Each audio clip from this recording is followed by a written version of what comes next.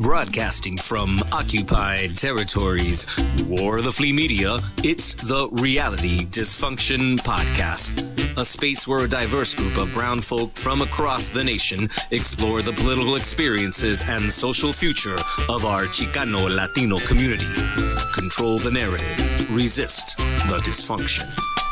Hey everyone, it's Dr. Ernesto back with another episode of the Reality Dysfunction. Today, I'm very excited to be here speaking with Marco Amaral, who is running for the State Superintendent of Public Instruction for the state of California. Marco is currently the school board president of the South Bay Union School District, which he tells me is geographically the most southwestern school district in the U.S., and he is also a PhD student in education at the University of San Diego. This brother has got a lot going on, but that's okay because busy people get things done. And so, Marco, I'm super excited that you're here. But my question for you is, why are you running for State Superintendent of Public Instruction? Thank you, Ernesto. First and foremost, I want to thank you once more, this space. Un abrazo cordial to all your listeners. I'm glad you didn't say one more title that I have, because it's the title that's the most important to me, or at least I didn't catch it, which is I'm a special education teacher. I didn't say that. No, it's okay. It's okay. You gave me the opportunity to say it because it's the real reason why I'm running. I can really talk for hours as to why I'm running, but I'll keep it short. There has never been a working teacher at the head of public education in the state of California. Think about that for a second. The education profession is probably the only professional field in this country where non-educators are in charge of it. Imagine you're in any other field, medicine, law, whatever it is. And if you're in medicine, if you have someone that is not trained in medicine in charge of your field, or if you're in law, if you have someone not trained in the legal profession in charge of your field, that wouldn't make sense. But for some reason in this country, it's the constant status that non-educators are in charge of the education system. First and foremost, we are pointing out that contradiction. We're pointing out that contradiction, and what we're saying is that it is time that a working teacher takes the head of public education. But I'm doing this first and foremost not because of that historical relevant fact. I'm doing it because I'm in the trenches, I'm in the grind, I'm in the classroom Monday through Friday, and I'm working for my students Saturday through Sunday. And I see day to day what it means to be in education, what it means to be a student, what it means to be a student and an educator in a low-income community, which there are thousands of throughout the state of California. And I believe that perspective is not being adequately represented in the halls of Sacramento. And therefore, the students like mine and teachers and also custodians and bus drivers and kitchen staff are classified employees, the backbone of public education. These people and their families are not having their needs met in our state. It is why we have millionaires and billionaires constantly funding those in power in public education. Our campaign is an unapologetic resistance to that. And we believe that we have the 10-point platform to be able to not just structurally, pedagogically, and methodically call out those inconsistencies, call out those injustices, call out those contradictions, however you want to call them, but we have an answer for them as well. We understand historically what a 10-point platform means. We are on the heels of giants and other movements, and on the backs of them, such as the Black Panther Party. We believe that we're taking a different turn, right, on what a political campaign should be. Most campaign managers and most political, people would say, hey, keep it short. 3 things, right? We believe that especially the pandemic has opened, I think, lots of people's eyes and hearts to many of the problems facing us as a society, but education being especially one of the major ones. We believe that the public is more than ready to be treated seriously with respect. And what that means is a multifaceted, comprehensive program that hopes to transform public education to meet the needs of every student, community, family, and education employee. So that's why I'm running for the state superintendent position, which is the voice of public education at the state level. One of the things that I just wanted to be really clear about, I think for the people who are listening, is that when you were saying that their view isn't being represented, what you're talking about are professional educators, people who have gone to school, who have been trained to educate children, who actually know what they're talking about in terms of how people learn, how children learn, how adults learn. Those are the people whose views aren't being taken into consideration by the current regime, the current educational regime. That's correct. But even more specifically, what I'm talking about is the rank and file worker. I'm talking about the working class day-to-day worker. I'm not just talking about the union leader, which I think is important, right? I'm not just talking about, the person that is buddy-buddy with the Democratic Party leadership, right? Or even maybe the Republican Party leadership. I don't know. Who I'm talking about is the day-to-day worker, that person and the students, right? I'm not talking about just the ASB presidents, the student government presidents, or the parent that is, super involved.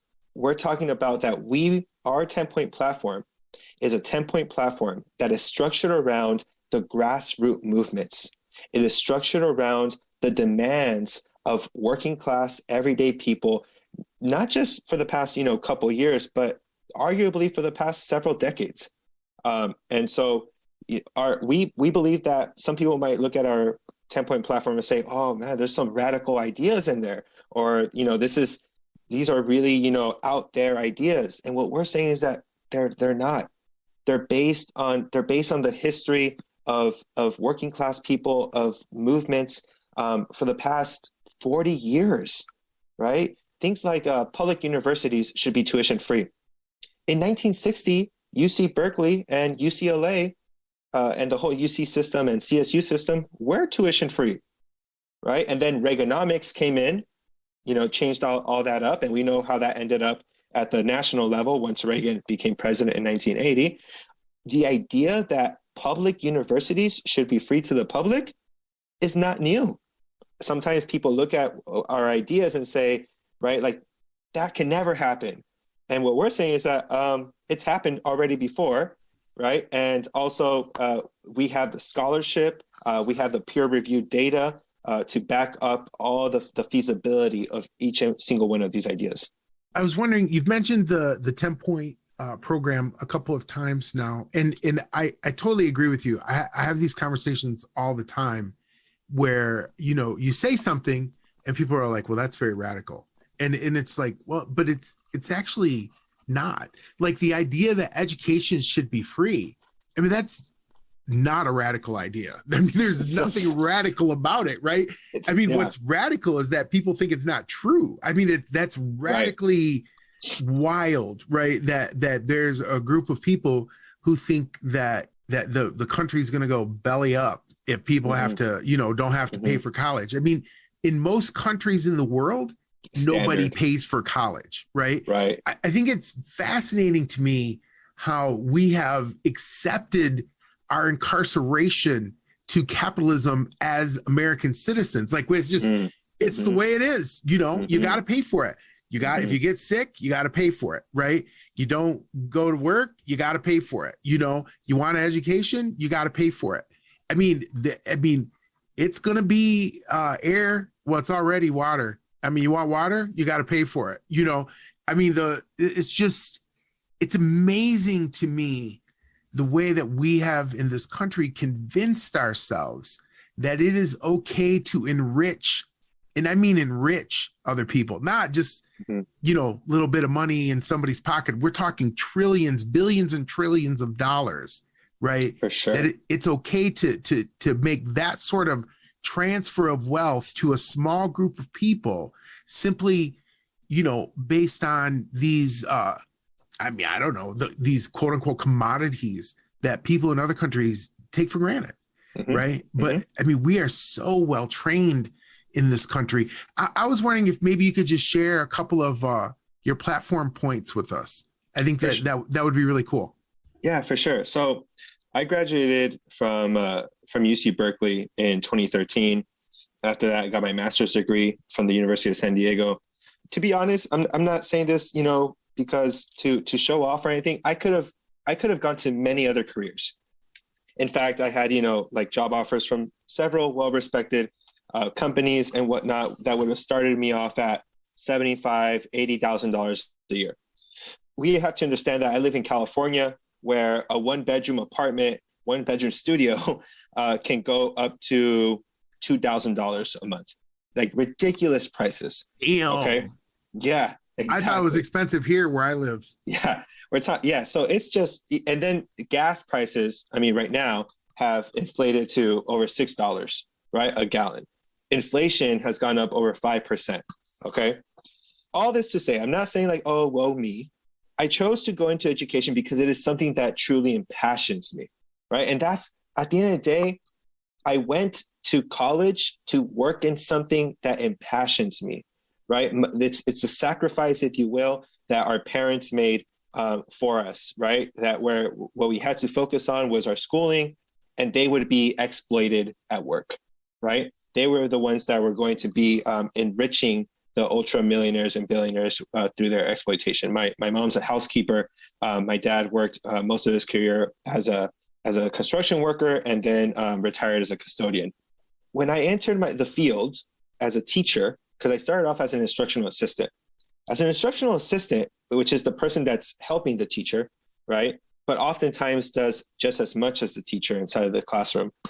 I started off as a special education instructional assistant, and I think I made less than $25,000 a year that year. And then when I started off as a teacher, I made about $51K. Now I'm going into my 7th year, and last year's tax returns, I'm very open about this, came out to about $61,000 a year. So you're working full time. I'm working full time as a teacher. Right. You're a graduate student. Right. You're the board chair for this school district. Right. And you live in California. And I live in California. In San Diego. In San Diego. Which is expensive as hell. Yes, expensive as hell. Ranked one of the top 5 most expensive cities in the country. Okay. And you're a teacher, and they pay you $61,000 a year. Correct. And there are teachers making $10,000 or more, $10,000 or more less than I am currently. Wow. Yes. So our campaign is advocating for a $70,000 minimum wage for every teacher starting year one, and a $25 an hour minimum wage for our classified employees. That's our custodians, right? That's our paraprofessionals, our school secretaries, kitchen staff, bus drivers, etc. Right? I have Matt. This isn't to diss any other type of worker, right? But here in San Diego, In-N-Out pays their employees anywhere between $17 to above $20 an hour. At the school district where I'm a board member at and where I work, we have people that work with children, right, full time, that are making just barely $15 an hour. So what we're saying, right, is that working at In-N-Out is more important in terms of how much you should get paid, right? And again, do I believe that In-N-Out workers are served $17 to $20 an hour? Of course I do, sure. Right? I don't think anybody should be, their labor should be respected, and they shouldn't be exploited. Good for them, right? And good for that company in so little words. But definitely, if you're working with children and for the benefit of society, when it comes to the future of society, which is our children, then you should be making more than $17 an hour, right? You should be making more than $20 an hour. I mean, I think it's, in my opinion, and this has always been my opinion, it should be one of the highest paid professions in this country. I mean, people should be clamoring. They should be climbing over each other to get these jobs. right? Exactly. And we have certain formulas and whatnot that we're proposing. I don't want to get into the weeds of it. That's okay. I'll move on to the next point in our platform. But yeah, so it's definitely a dignified salary for every education employee, so that they can live holistic and meaningful lives. Right. The next point is, look, special education is my bread and butter. Right. I can talk to you about like special education law, right? Special education, like pedagogy, right? All day. But in 1990, the Individuals with Disability in Education Act was passed. It's the acronym is IDEA. And IDEA, when it was passed, what the promise is that the federal government would fund 40% of the bill. Okay. And local school districts would be paying 60% of the bill. That in of itself to me is outrageous. I think the federal government should be paying 100% of the bill, but they promised 40% in 1990. We're in 2022, 32 years later, the federal government has funded only 14.8% of IDEA. If you are a student in this country with a disability that has an IEP, okay, an individualized education plan, what that means is that you are a financial risk for your school and for your school district. In most school districts, the way that financing works, at least it does here in California, is that each student, when a student enrolls into your school, they come with a dollar amount. Let's just keep it simple in terms of simple numbers. Each student gives you $100, right? Well, and that's same for a student with an IEP, gives you $100. But the thing is that the IEP, the Individualized Education Plan, it comes with a certain set of legal requirements that student needs in order to succeed. These are called accommodations and modifications. These accommodations and modifications cost money. It could mean a one-on-one, meaning you have your own instructional assistant next to you, helping you out, right, throughout the school day. It could mean a specific listening device, right? It could mean, specialized instruction that costs the school money, etc., right? Overall, kids with disabilities are a net deficit in terms of finance for schools. This is discriminatory in every way possible, right? It's set up discriminatory. It's set up discriminatory. Yeah. Okay. But if the federal government were to follow through with its 1990 promise of funding IDEA to 40%, it would completely, and this is what I consider to be a simple reform, right? I'm not even using the language of transformative, systems, right? I'm not even using the language of like revolutionary work. I'm talking about just keep your neoliberal promise, right? Like just keep your neoliberal capitalistic promise of 40%. This one reform would transform education budgets, not just in California, but throughout the whole country. We're talking about school districts for their students with IEPs. LA Unified, for example, which is one of the largest school districts in the country, largest in California, spent tens of millions of dollars extra for their kids with disabilities. That's money that can be used. That's money that can be used for higher salaries, for more specialized programs, for dual language, right? For extended learning opportunities. The list is endless. And so what we are saying is that we are going to wield the full power of the California Department of Education. We are going to organize, mobilize, and operationalize not just a statewide movement, but a national movement to fully fund the Individuals with Disability in Education Act, because A, we believe that every student with a disability deserves the same rights as any other human being, right? First and foremost, looking out for people's humanity. And B, because the full funding of it would completely transform budgets throughout the state and country.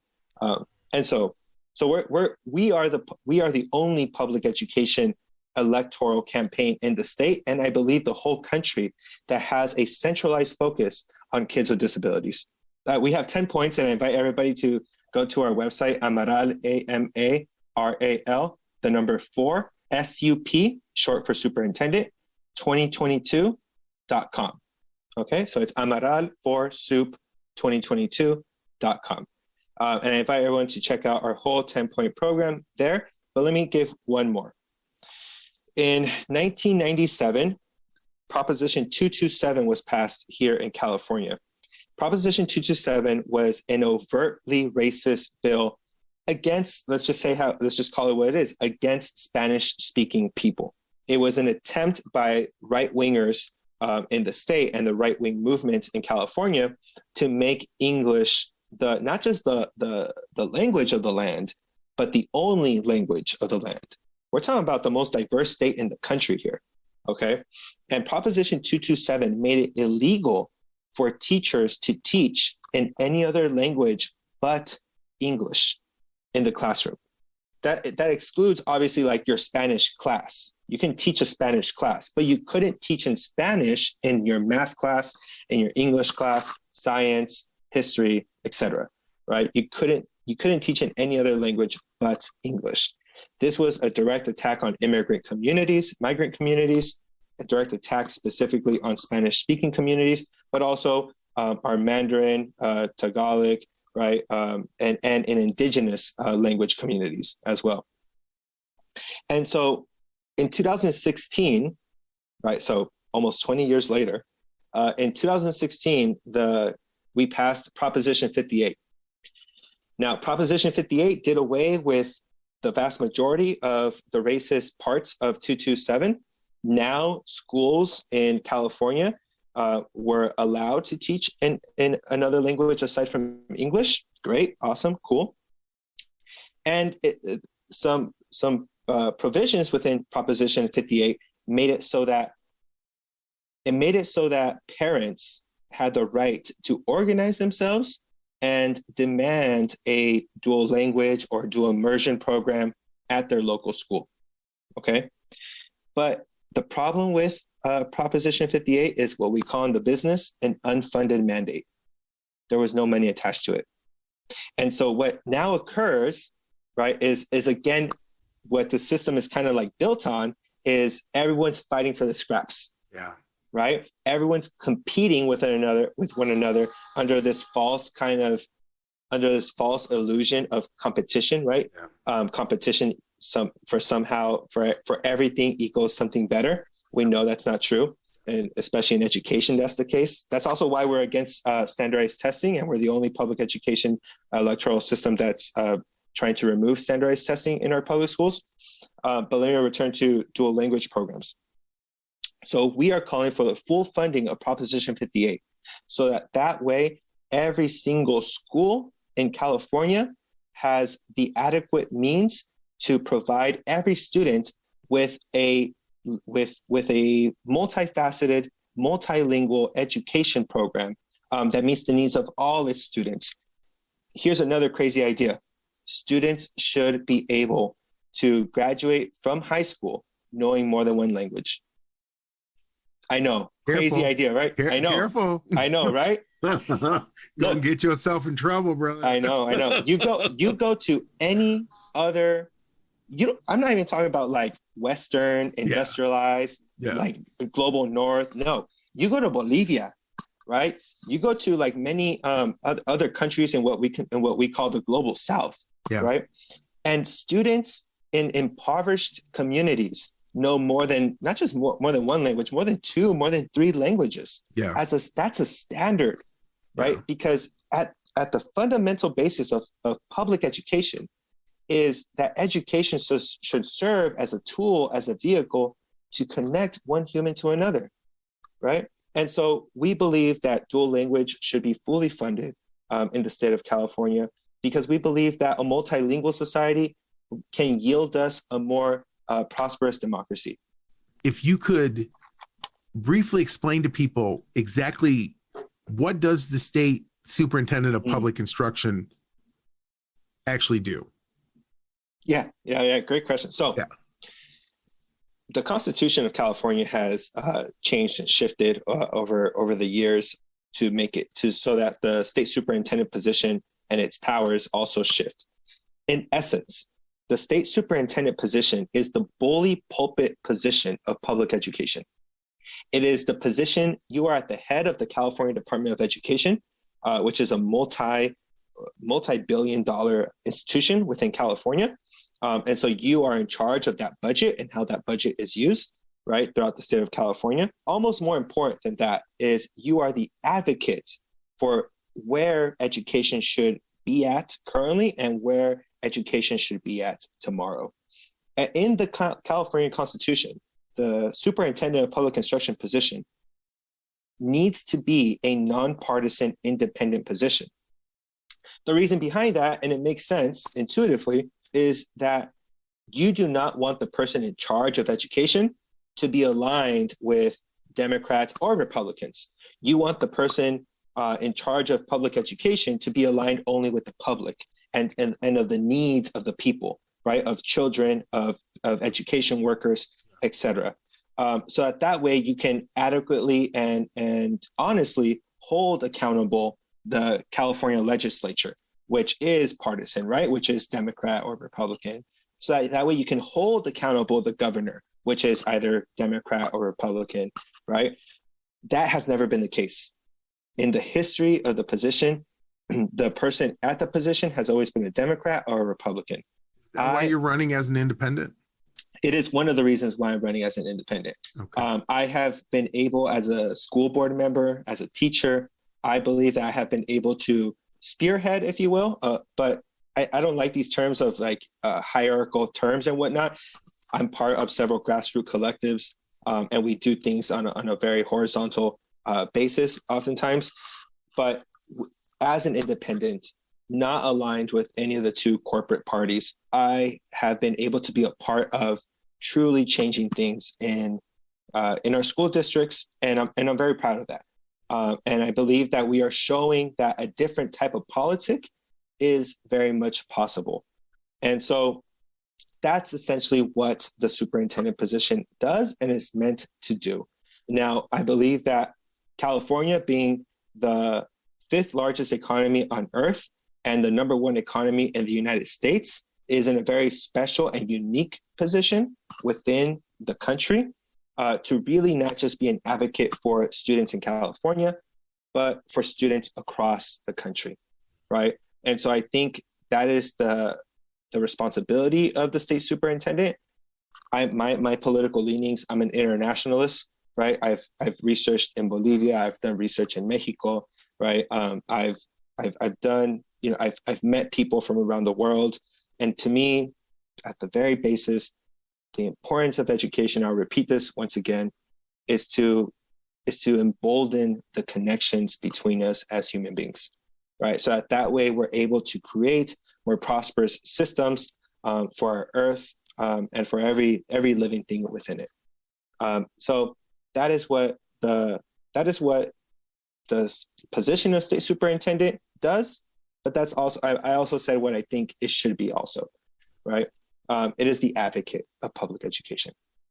It also has lots of appointment powers. There's a lot of like committees, you get to appoint your people to and all that stuff. You sit on several really important boards. I would have a position as one of the regents of, which is basically like the trustees of the UC system and the CSU system. The state of California has the largest public university system in the world. And so, I would have some very influential positions at those levels as well. So, there's these other aspects of it as well, right? That just puts you in a position to push the agenda, the idea, to push the agenda of creating or emboldening these connections between us as human beings, and to think about education as a right of humanity. Every human being has the right to be educated. That's a basic human right. And we have the right to be educated to appreciate music and to appreciate culture, right? Our education shouldn't simply be to make us more efficient cannon fodder for people who are going to pay us $7 an hour to slave our lives away, in sweatshops. I mean, so we teach us just enough so we can read the instructions. I'm very excited about what I'm hearing you say, Marco, and I mean that sincerely. I wish I lived in California so that I could vote for you. I wish I lived in California so I could help you with your campaign, but I'm kind of a long ways away. Real quick. It's all good. Prescott College needs you. It's a beautiful place. I'll make sure and tell them that you said that. Do you have a primary? We have a primary, and that's it. So when's the primary? June 7th. June 7th. Mm-hmm. Okay. All right. Yeah. And if people want to, we are a people powered campaign. We have been sustaining ourselves, just really truly breaking records as to what a grassroots campaign is capable of doing. But we are sustaining ourselves with $10, $20, $25, $50 donations. So if you and your listeners would go to our campaign website, the first thing that you're going to see when you get there is a pay ad, right? Like, hey, can you donate? Good for you. Yeah, you can. I hope it's big all across the screen. Okay. You can totally exit out of it, right? If you want to check us out first, fine, that's cool, right? I'm not hating. But the first thing that you'll see is a donation, ad there. But please, if there's anything that, I know the struggle is real. I know the struggle is real. Yeah. And so I get how difficult it is for sometimes for people to donate $10, $25, $50, right? Like, especially for someone you don't even know, right? Yeah. I get that very much so. But that's how we are funded. We are not funded by millionaires, by any corporate party. And we're very damn proud of that. Well, I'm proud of you. Good job, brother. I mean, seriously, stepping out on the stage is it's not an easy thing to do, to put yourself in the spotlight. It's one of the most challenging experiences of my life. And I've had some very challenging experiences. Well, I'm going to be sending you some money. So muchas gracias. Yeah. Oh, it's my pleasure. All right. That's all we have for today. I want to thank Marco for coming and talking with us. And anybody that can hear this or does listen to it, I urge you to donate to this Brothers campaign. This is the kind of representation that we need. This is The Reality Dysfunction.